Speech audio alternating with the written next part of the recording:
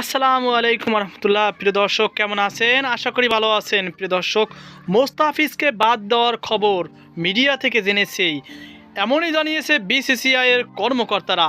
বিসিসিআইয়ের কর্মকর্তারা আগে থেকে জানতেন না মোস্তাফিজকে বাদ দেওয়ার খবর।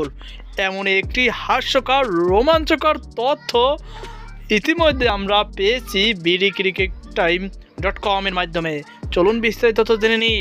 প্রিয় দর্শক, মুস্তাফিজুর রহমানকে IPL থেকে বাদ দেওয়ার পর থেকে উত্তাল ক্রিকেট বিশ্ব। বর্তমান দুনিয়ার সবচেয়ে আলোচিত ক্রিকেটার বললেও মনে হয় না খুব একটা ভুল হবে। ফিজকে IPL খেলতে না দেওয়ার ঘটনার পর থেকে একের পর এক ঘটনা ঘটেছে বিশ্ব ক্রিকেটে।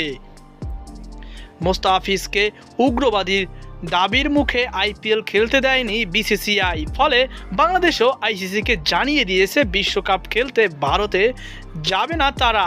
খেলা যেন নিরপেক্ষ ভেন্যুতে সরিয়ে নেওয়া হয়। ICC বিশ্বকাপ সূচি আগেতেই দিয়ে ফেলায় জটিলতা বেড়ে গেছে অনেকখানি।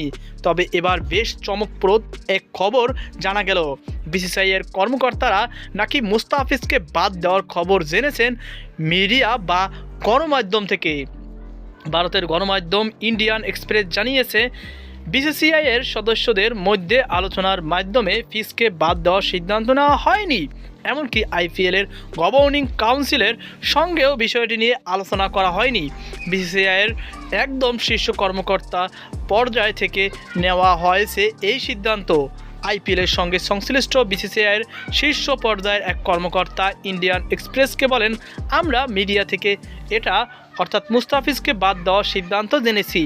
কোনো আলোচনা হয়নি, আমাদের তরফ থেকে কোনো পরামর্শও নেওয়া হয়নি।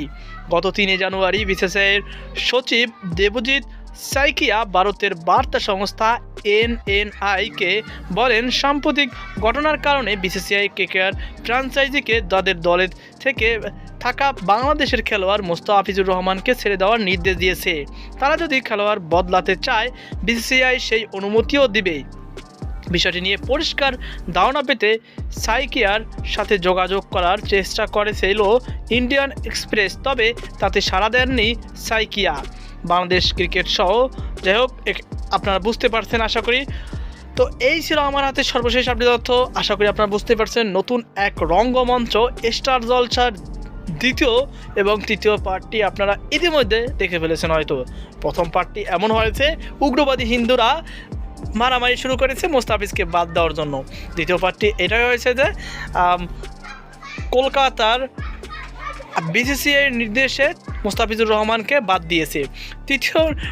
তৃতীয় রোমাঞ্চকর তথ্য হয়েছে, তারা জানেই না মোস্তাফিজকে বাদ দেওয়া হয়েছে। তো এখন চতুর্থ পার্ট দেখার জন্য অবশ্যই আমাদের সাথে অপেক্ষা করুন। সকলে ভালো থাকুন, সুস্থ থাকুন। আজকে পর্যন্তই, আল্লাহ হাফেজ।